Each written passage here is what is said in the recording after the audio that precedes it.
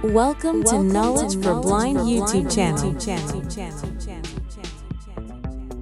Here, we make technology accessible for our visually impaired friends. Explore all things related to computers, mobiles, and the internet in our videos. Don't forget to subscribe, like, share, and hit the bell icon, and leave your comments below. 7, 6, 5, 4, 3, 2, 1, go. अस्सलामुअलैकुम। जरा सोचिए, film देख रहे हो, दोस्तों से बात कर रहे हो या ऑफिस का काम निपटा रहे हो, एक चीज हमेशा हमारे साथ होती है, कंप्यूटर। लेकिन क्या हम वाकई जानते हैं कि ये आखिर है क्या और इसने हमारी दुनिया को कैसे बदल के रख दिया है? चलिए आज इस मशीन के अंदर के सारे राज खोलते हैं। तो सवाल ये है, कंप्यूटर आखिर है क्या चीज? अब ये सुनने में तो बहुत सीधा सा सवाल लगता है, लेकिन इसका जवाब बहुत दिलचस्प है। बिल्कुल आसान लफ्जों में समझें तो कंप्यूटर एक इलेक्ट्रॉनिक मशीन है। हम इसे कुछ इन्फॉर्मेशन देते हैं जिसे इनपुट कहते हैं, ये उस पर काम करता है यानी प्रोसेस करता है, और फिर हमें एक नतीजा देता है जिसे आउटपुट कहते हैं। लेकिन इसकी जो असल ताकत है ना, वो है इसकी स्पीड और बिल्कुल ठीक काम करने की सलाहियत। और यही वजह है कि मौसम का हाल बताने से लेकर म्यूजिक बनाने तक हर जगह यही इस्तेमाल हो रहा है। कंप्यूटर की कहानी शुरू हुई थी 20वीं सदी में। जरा तसव्वुर कीजिए, दुनिया का पहला इलेक्ट्रॉनिक कंप्यूटर इनियाक जो 1946 में बना, अरे वो इतना बड़ा था कि उसके लिए पूरा एक कमरा चाहिए होता था। और बिजली इतनी लगती थी कि एक छोटा सा शहर रोशन हो जाए। तो उस कमरे जितने बड़े कंप्यूटर से हमारी जेब में फिट होने वाले स्मार्टफोन तक, ये सफर कई जनरेशन से गुजरा है।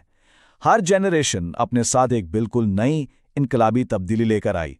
चलिए इस टाइम ट्रैवल पर चलते हैं और देखते हैं। यहां कंप्यूटर की तरक्की का पूरा सफर देखा जा सकता है। पहली जनरेशन के वैक्यूम ट्यूब से शुरू होकर 5वीं जनरेशन की आर्टिफिशियल इंटेलिजेंस तक, हर एक कदम ने टेक्नोलॉजी की दुनिया में एक नया चैप्टर शुरू किया, और इसकी रफ्तार वक्त के साथ बस तेज से तेज ही होती गई। पहली जनरेशन के कंप्यूटर्स तो समझें कि जायंट्स थे जो वैक्यूम ट्यूब्स पर चलते थे। वो ना सिर्फ बहुत बड़े थे, बल्कि इतनी गर्मी पैदा करते थे और इतनी बिजली पीते थे कि पूछो मत। ENIAC और EDVAC जैसी मशीनें उस दौर की निशानी हैं। बहुत ताकतवर, लेकिन साथ में बहुत ही बेढंगी भी। फिर मार्केट में आया ट्रांजिस्टर, और इसने तो सब कुछ बदल के रख दिया।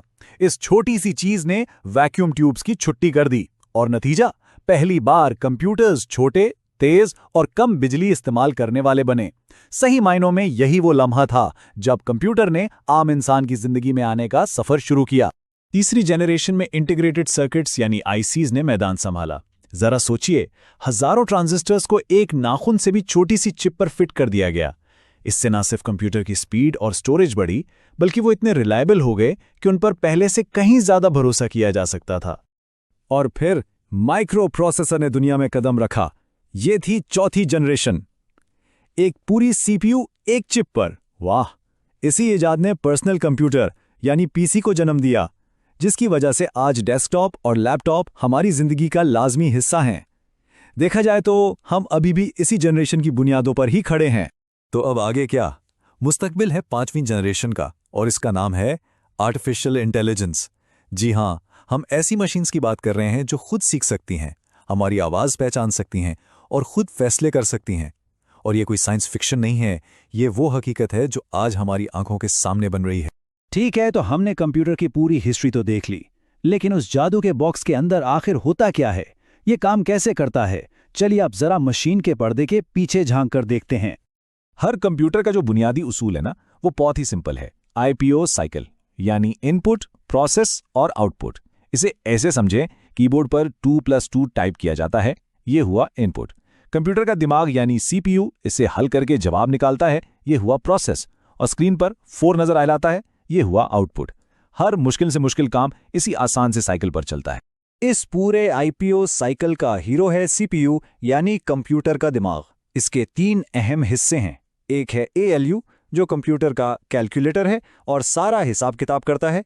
दूसरा है कंट्रोल यूनिट जो ट्रैफिक पुलिस की तरह सारे कामों को डायरेक्ट करता है। और तीसरा है मेमोरी यूनिट जो शॉर्ट टर्म मेमोरी की तरह डेटा को फौरी इस्तेमाल के लिए स्टोर कर लेता है। अब जब हम जान गए हैं कि हर कंप्यूटर के अंदर एक ही बुनियादी इंजन काम कर रहा है, तो आइए देखते हैं कि इस इंजन को कितनी अलग-अलग शक्लों में बनाया गया है।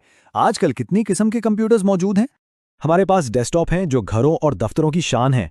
लैपटॉप्स ने हमें काम को कहीं भी ले जाने की आज़ादी दी है।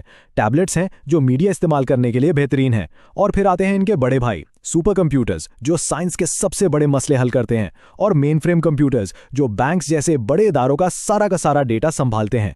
लेकिन हर ताकतवर टेक्नोलॉजी एक दो धारी तलवार की तरह होती है। कंप्यूटर ने हमें बेशुमार फायदे दिए हैं, लेकिन इसके कुछ नुकसानात भी हैं। चलिए इस तस्वीर के दोनों रुख देखते हैं। एक तरफ कंप्यूटर ने हमारी जिंदगी को बहुत तेज और आसान बना दिया है। बातचीत फौरी हो गई है और हर तरह की मालूमात हमारी उंगलियों पर है। लेकिन दूसरी तरफ इसके ज्यादा इस्तेमाल से सेहत के मसाइल पैदा हो रहे हैं। साइबर क्राइम एक नया खतरा बनकर सामने आया है और कुछ लोगों को अपनी नौकरियों का भी डर है। ये शायद वो कीमत है जो इस तरक्की के लिए अदा करनी पड़ रही है। ये बात बिल्कुल ठीक है कि कंप्यूटर जदीद दौर की सबसे अहम ईजाद है। हमारी आज की दुनिया इसके बगैर ऐसी ही होगी जैसे बिजली के बगैर। सवाल अब ये नहीं है कि इसे इस्तेमाल करें या ना करें, बल्कि ये है कि इसे अक्लमंदी से कैसे इस्तेमाल किया जाए ताकि ये इंसानियत के लिए वाकई एक नेमत साबित हो। तो आखिर में एक सवाल जो हम सबके मुस्तकबिल से जुड़ा है। हम देख रहे हैं कि एआई 5वीं जनरेशन को डिफाइन कर रही है, तो इसके बाद क्या? क्वांटम कंप्यूटिंग, बायो कंप्यूटर्स, आखिर वो कौन सी अगली इनकलाबी टेक्नोलॉजी होगी जो कंप्यूटर की 6ठी जनरेशन की बुनियाद रखेगी? इस पर जरूर सोचिएगा। उम्मीद है आप सबको ये वीडियो अच्छी लगी होगी। अगर वीडियो पसंद आई हो तो चैनल को सब्सक्राइब जरूर करें, वीडियो को लाइक करें और दोस्तों के साथ शेयर करें। बेल आइकॉन को प्रेस करें और ऑल पर सेट कर दें ताकि हर नई वीडियो की नोटिफिकेशन मिलती रहे। अगर आपके जहन में कोई सवाल हो तो कमेंट्स बॉक्स में कमेंट जरूर करें। मिलते हैं किसी और वीडियो के साथ। अल्लाह हाफ़िज़।